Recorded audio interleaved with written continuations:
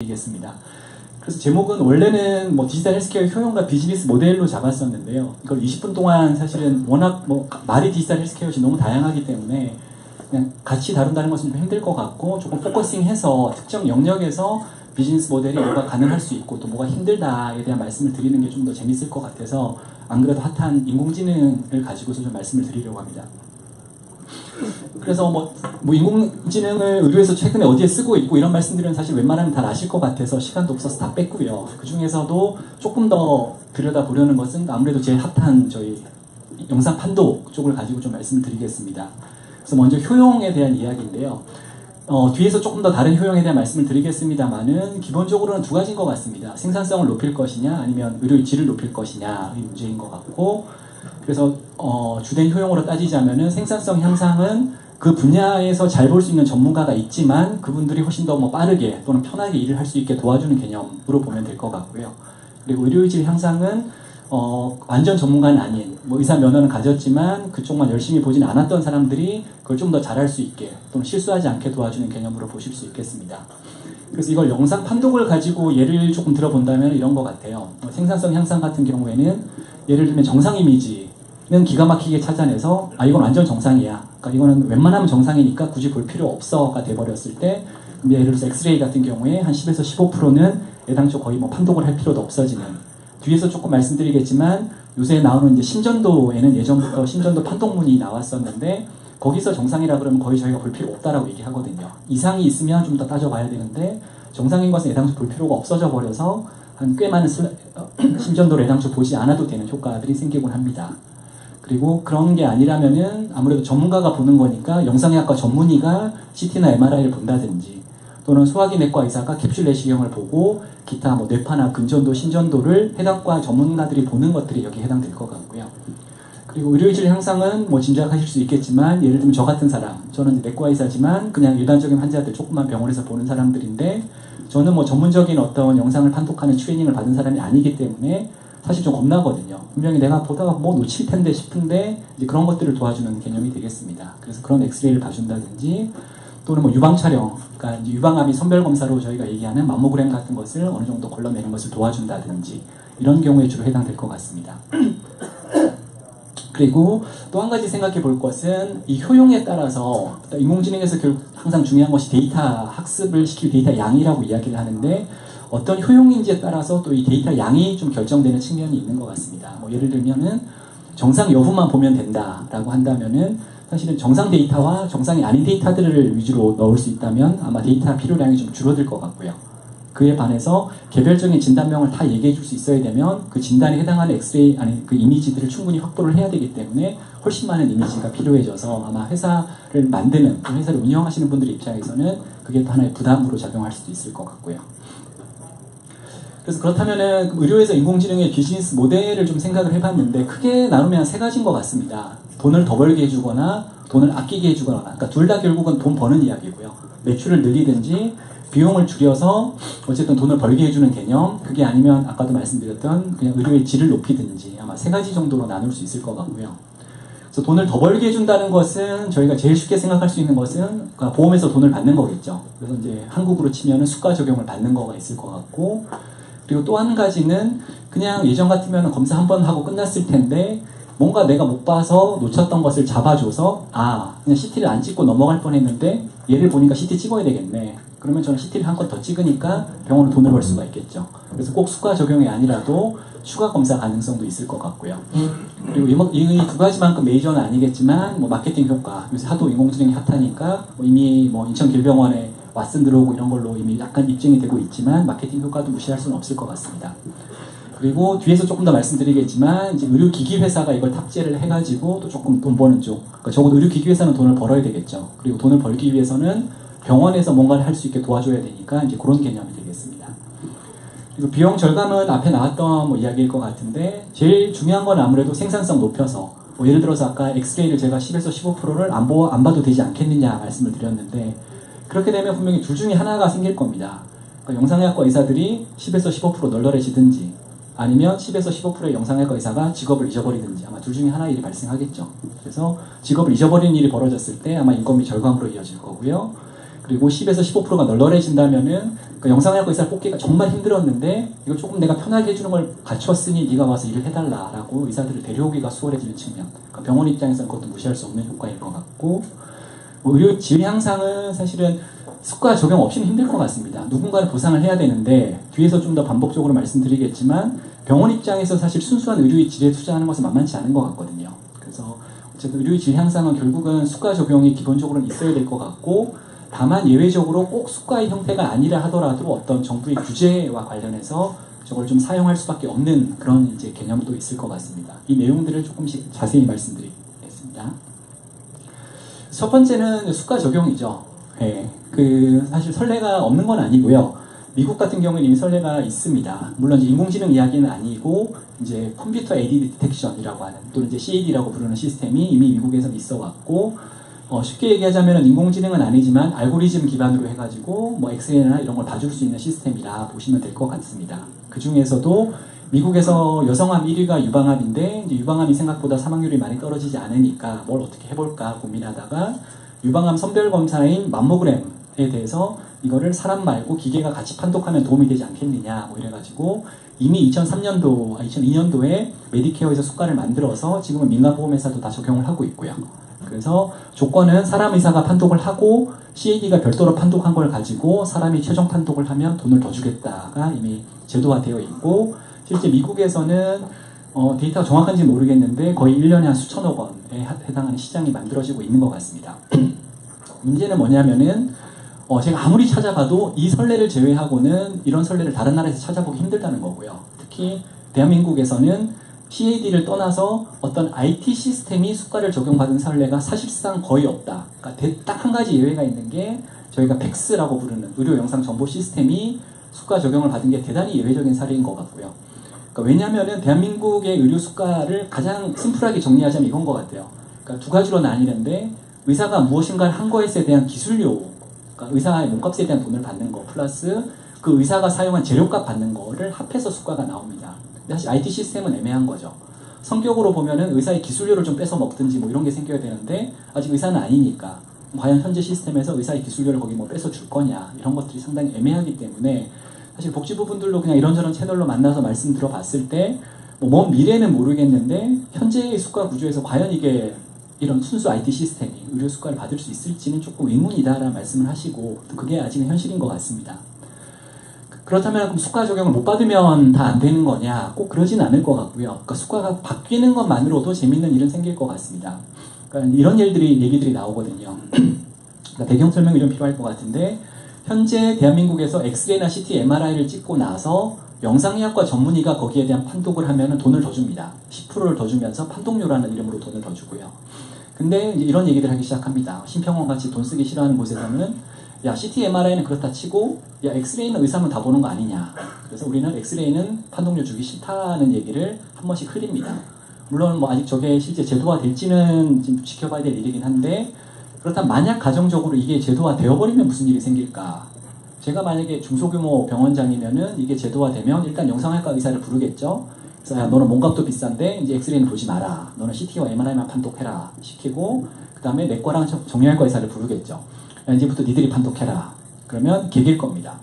나는 제대로 교육도 못 받았는데 내가 여기 판독하다가 사고 나면 네가 책임질 거냐.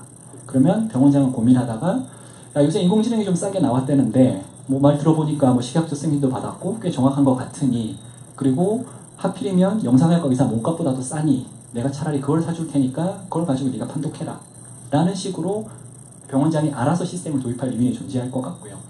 그래서 요는 뭐냐면은 꼭 수가가 되어서 들어올 수도 있지만은 있던 수가가 없어져도 그러니까 어떤 식으로 됐건 간에 수가가 변화가 생기면 그게 약간의 기회가 될 수도 있지 않겠나. 물론 이게 실제 언제 가능할지는 좀 다른 문제이기 때문에 조심스럽긴 합니다만은 그러니까 수가의 변화가 이런 도입을 좀 촉발할 수도 있을 것 같다라는 이야기가 되겠습니다.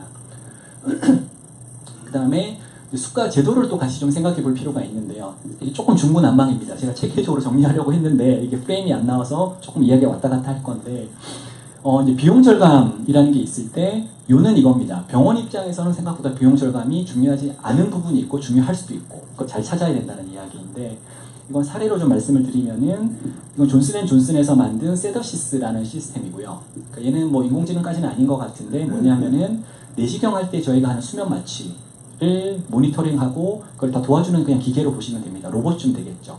그래서 이 FDA 허가를 받았는데 얘네는 이렇게 얘기합니다. 그러니까 미국에서는 수면 내시경을 할 때 의사가 반드시 상주해야 되거든요. 옆에. 한국에서는 못 그러고 있지만은.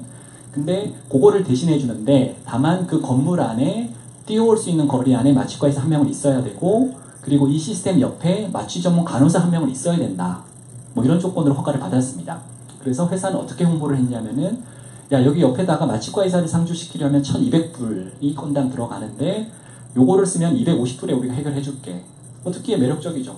건당 950불을 아끼는 거니까 일단 말이 되는 것 같고 그렇게 해서 야심차게 시장에 들어갔는데 작년 3월에 사업을 접었습니다.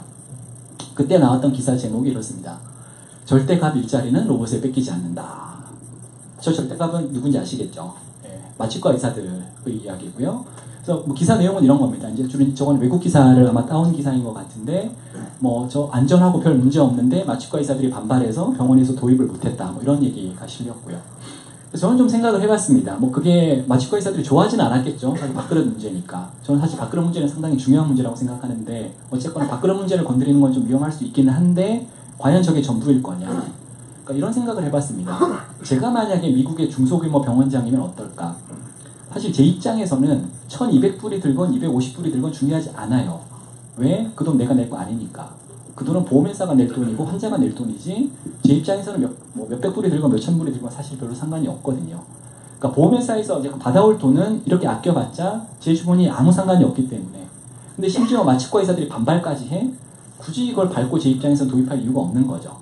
근데 이렇게 바뀔 수는 있을 것 같아요. 그러니까 이제 지금 말씀드린 내용은 한국과 같은 행위별 수가제, 뭐 검사 한 건 하면 그 돈 받아가는 시스템에서는 그렇게 적용이 되는데 만약에 포괄수가제라고 부르는 그러니까 예를 들면 한국에서 지금 맹장 수술 받을 때 무슨 짓을 해서 며칠을 입원시키던 간에 똑같은 돈을 병원이 받아가게 돼 있거든요. 니들이 알아서 절약해라. 남는 건 니들이 먹어라. 이런 시스템인 건데 만약에 이런 그 수면 내시경에 대해서 포괄수가제를 적용하면 얘기가 달라지겠죠.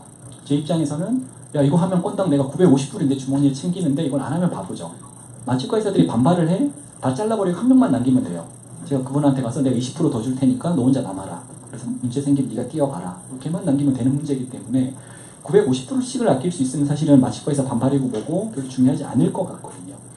그래서 요는 뭐냐면은 이게 수가 제도에 따라서 이게 완전히 또 다르게 영향을 미칠 수 있다는 이야기가 되겠습니다.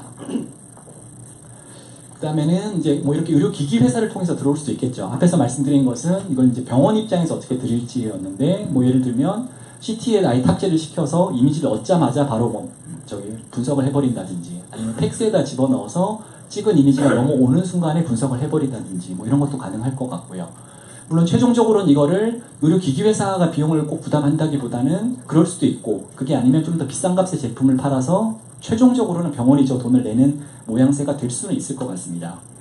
그래서 그렇게 된다면은 아까 앞에서 잠깐 말씀드렸던 그 신전도 지금도 신전도를 찍으면은 이렇게 나와서 이렇게 간단한 판독문이 뜨고 여기서 이런 잡다한 말 없이 그냥 노말이라고만 뜨면 제가 아는 거의 모든 내과의사는 굳이 안 쳐다봅니다. 그냥 거의 100% 믿어도 된다는 생각을 하기 때문에 묻지도 보지도 따지지도 않고 그냥 사인하고 끝나버리고요. 근데 만약에 잡다한 말이 다 써있으면 이 중에 말이 안 되는 게 꼭 섞여 있기 때문에 옆으로 찍찍 긋고 그 다음에 사인을 하고 넘어갑니다. 그래서 이렇게 정상 여부만 확실하게 알려줄 수 있다면은 그냥 어쨌든 업무에 적어도 10% 이상은 줄일 수 있을 거기 때문에 그런 면에서 하는 병원의 가치는 느낄 수 있을 것 같고요. 그렇다면 좀 더 들어가서 그럼 의사가 필요로 하는 것은 뭐냐? 그러니까 여기 관점에서 좀 더 말씀을 드리겠습니다. 그러니까 이런 기사 이게 작년에 실렸던 기사죠. 아마 여기도 삼성분이 혹시 오셨는지 모르겠는데 삼성 메디슨에서 유방용 초음파를 내놨는데 거기에 삼성 서울병원과 함께 거기서 이제 악성 여부를 봐줄 수 있는 딥러닝 알고리즘을 집어넣었다라고 해서 발표했습니다. 그래서 제가 정확하게 저게 몇 대 팔렸는지에 대한 데이터는 없지만 제가 볼 때는 별로 안 팔렸을 겁니다. 왜냐하면 저 기계를 사는 주체는 병원이거든요. 그럼 병원 입장에서 저걸 살 필요가 있느냐? 제가 병원장이면 저걸 굳이 안 삽니다. 그러니까 왜? 이런 거죠. 그러니까 가치가 어디 있을지 한번 생각을 해보겠습니다. 그러니까 만약에 제 생산성이 좋아지려면은 예를 들어서 엑스레이 같으면은 정상 여부를 판독해주면 제가 10%안 봐도 되니까 생산성이 올라가는데 초음파는 얘기가 좀 달라요. 왜냐하면은 엑스레이는 다 찍어 놓은 걸 좀 보기만 하면 되는데 초음파는 제가 직접 다 갖다 대가지고 이미지를 얻어야 되거든요. 그러면 제가 초음파와 관련된 업무 시간 중에 상당 부분은 이미지를 보는 시간이 아니고 초음파를 갖다 대는 시간이기 때문에 제가 판독하는 시간을 많이 줄여줘 봤자 사실 전체 업무 시간이 단축되는 것은 매우 제한적일 가능성이 높습니다. 그래서 생산성 향상에 크게 도움이 안 될 수 있고요. 그리고 이럴 수도 있습니다. 이거는 사실 대단히 조심스러운 이야기이고 제가 디테일하게 알아보진 않았는데 이럴 수가 있어요. 그럼 만약에 악성 여부를 기가 막히게 잘 알려줘서 예전 같으면은 제가 10개를 발견을 해서 10개를 다 조직 검사를 했는데 이제는 5개는 이건 꽝이야. 그래서 5개만 조직 검사하면 그게 의사 입장에서 이득인가? 꼭 이득이 아닐 수 있죠. 10건 검사한 거 다 받아 먹어야 내가 이득인데 이제 5개밖에 못하네? 그럼 손해일 수도 있는 거죠. 물론 조직 검사 할 때마다 손해인 병원도 있을 수 있기 때문에 얘기가 조금 다를 수는 있는데 대개는 어쨌든 행위 한 건 한 건 할수록 그게 이득일 가능성이 많기 때문에 의사 입장에서는 또는 어쨌든 그 병원의 오너 입장에서는 큰 이익이 아닐 수도 있겠다라는 생각이 들었고요.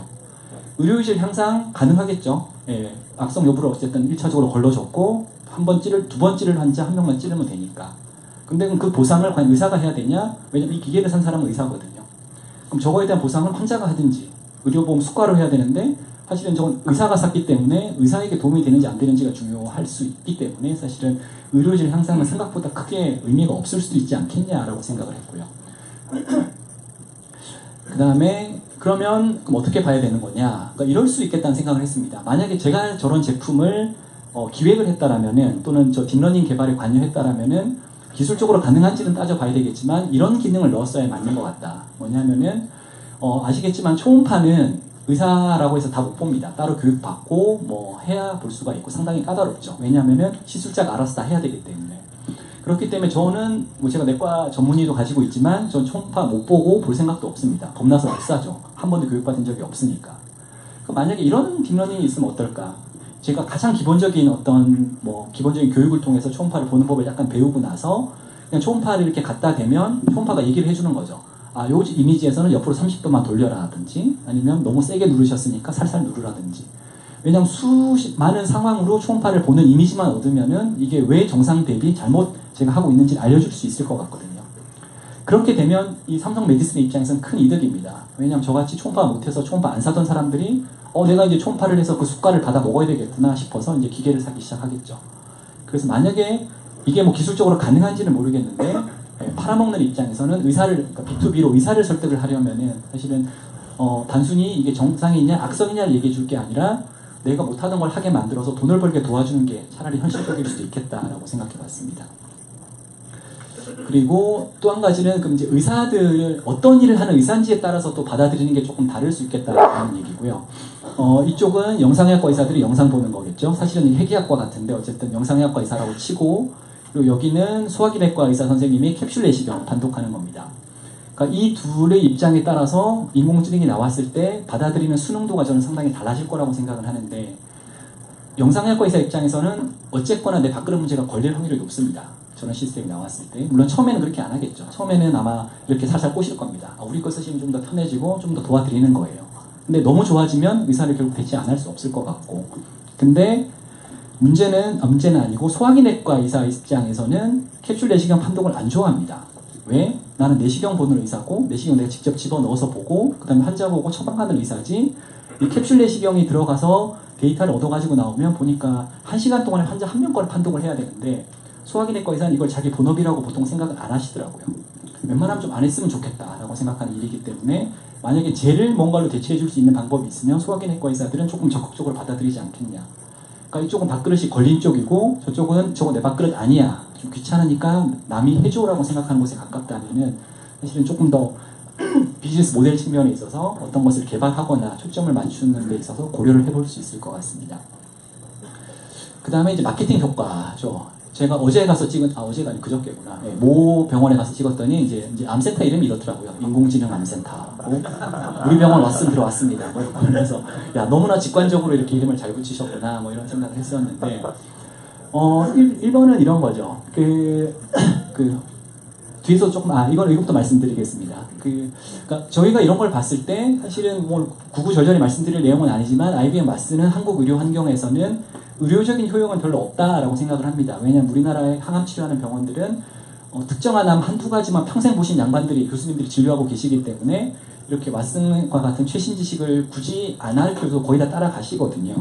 그래서 별 의미가 없을 것 같은데 그래서 많은 분들이 저 새끼들 저거 뭐 홍보하려고 저러는 거야 뭐 이렇게 말씀을 많이 하시죠. 그러니까 그것도 분명히 있을 건데 그러니까 부가적으로 이런 요인도 좀 생각을 해봤습니다. 그러니까 이런 거죠. 지금 예를 들어서 이 병원은 아니지만 뭐 어떤 병원이 처음 도입했으니까 일단 길병원이라고 하겠습니다. 길병원에 감정이 있는 건 아니고 길병원이 도입을 했는데 예를 들어서 저희 부모님이 암에 걸렸다. 항암 치료를 받으셔야 된다. 근데 제가 길병원으로 모시고 가려고 한다. 그럼 주위에서 뭐라고 하실 확률이 높습니다. 아니 삼성 서울병원을 가야지 서울대병원을 가야지 무슨 길병원으로 항암 치료를 받으러 가느냐라는 말을 들을 확률이 매우 높습니다. 근데 사실은 길병원 교수님들은 상당히 억울하실 가능성이 높을 것 같아요. 왜냐하면은 의사들은 무슨 비방이라는 게 있는 게 아니기 때문에 꼭 100%라고 말씀드리기 힘들지만 대다수의 환자에 있어서는 삼성 서울을 가나 길병원을 가나 비슷한 치료를 받을 확률이 매우 높거든요. 사실 길병원은 억울하죠. 근데 왔으니 그걸 조금 해소하는 데 도움이 될 수는 있을 것 같아요. 왜? 조금 외국 사람들 걸 빌리는 게 좀 아쉽긴 하지만은 이제 길병원 환자들은 이렇게 생각하지 않겠나. 예전에는 내가 길병원을 못하다고 생각했었는데 보니까 길병원 교수님이 얘기해 준 거랑 IBM 왓슨이라는 뭔가 엄청난 인공지능이 얘기해 주는 게 같은 얘기였구나. 그러면 충분히 길병원도 수준이 높구나라는 인식을 할 수도 있지 않을까. 그래서 혹시 이제 이게 뭐 왓슨 포 온콜로지 하나만으로 그런 상황이 오지는 않겠지만 이런 것들이 좀 많아지면 그런 이제 소위 말하는 특정 병원에 대한 집중 현상이 좀 열리는 하나의 또 계기가 될 수도 있겠다. 뭐 이런 생각을 해봤습니다. 예, 거의 끝났습니다. 죄송합니다. 그 다음에 환자가 원하는 것은 뭐 의료의 질 향상의 효용을 느낄 가능성 높을 텐데 다만 저는 의문은 이게 사실 인공지능이라는 게 어떻게 보면 텐저블하지 않기 때문에 그냥 일종의 IT 시스템인데 이렇게 내 손에 쥘 수 없는 것에 대해서 환자의 지불 의향이 얼마나 있을까 싶은 생각은 듭니다. 그래서 이거를 어떤 또 IT 시스템은 환자가 직접 내가 들고 다니면서 쓸 수 있는 게 아니라 결국 설치된 병원에 해야 되잖아요. 그래서 보이지도 않는데 심지어 내가 들고 다니면서 쓰지도 못하고 병원에 있는 시스템에 대해서 환자들이 그렇게 주머니를 열 것이냐라는 생각은 조금 들고요. 그래서 차라리 이게 뭐 모든 회사에 해당되지는 않겠지만 이게 이제 네오팩트라는 그 재활 기기 만드는 회사인데 어디까지 진척이 됐는지는 모르겠지만 이제 이걸 가지고 재활 트레이닝을 받는 과정에 이제 저런 AI를 집어넣는다 그러더라고요. 그러니까 저렇게 텐저블한 물건에다가 차라리 인공지능을 갖다 붙이는 게 소비자 직접 판매 입장에서는 좀 받아들이기가 수월하지 않겠나 뭐 이런 생각을 해봤고요. 이건 넘어가겠습니다. 네, 그 다음에 이게 이제 아마 마지막 슬라이드일 텐데 그럼 아까 이제 의료의 질 향상은 결국은 수가 적용이 돼야 된다는 말씀을 드렸는데 수가 적용이 되지 않았을 때가 사실 이런 경우들이 있기는 합니다. 이게 올해 나오는 이야기고요. 뭐냐면 작년에 메르스 터지고 나서 병원들에다가 스크린 도어라는 걸 쳐가지고 이제 환자들이 이거 차단되게 하라고. 그러니까 복지부에서는 일단 권고 비슷하게 했죠. 근데 권고만 하질 않고 얘네가 이거를 상급 종합병원 선정하는 기준에다가 집어넣어 버렸습니다. 그랬더니 병원들은 상급 종합병원이 되고 싶은 병원들은 알아서 기게 돼버렸습니다. 심지어 여기다가 점수를 3점인가? 예, 어마어마한 점수를 부여해버렸기 때문에 그 상급 종합병원이 되고 싶은데 스크린 도어를 설치 안 하면 그건 병원 안 된다는 얘기거든요. 그래서 뭔가 이런 식으로도 될 수도 있겠다. 이게 꼭 인공지능일지는 모르겠지만 뭐 이런 일이 벌어질 수도 있을 것 같거든요. 어느 날 갑자기 메르스처럼 무슨 어떤 병원에서 판독을 잘못해서 사고가 대량으로 터진다든지 뭐 이런 사태가 벌어지면 2000몇 년도 상급 종합병원 선정 기준에 인공지능 판독 시스템을 쓰고 있을 것 뭐 이런 식에 들어갈 수도 있을 것 같고 그래서 사실은 조금 다른 이야기입니다만 아마 복지부 분이 계실지 잘 모르겠는데 사실 이런 식으로 어떻게 한다는 건 사실 양아치 짓이거든요. 안 쓸 거면 수가를 줘야지 왜 이런 상급 종합병원 되는 것에 대해서 뭐 이걸 넣네 맞네 이거 말도 안 되는 짓이긴 한데 어쨌건 회사들의 입장에서는 이런 아주 예외적인 경우고 이건 전혀 예측 불가능한 일이기 때문에 어떻게 될지는 모르겠지만 그냥 이런 식으로 일이 풀릴 수도 있는 하나의 그냥 단서가 된다라고 말씀을 드리고 싶습니다. 특히 마지막 말 어디 가서 말씀하시면 좋을 것 같아요. 네, 감사합니다. 네, 우리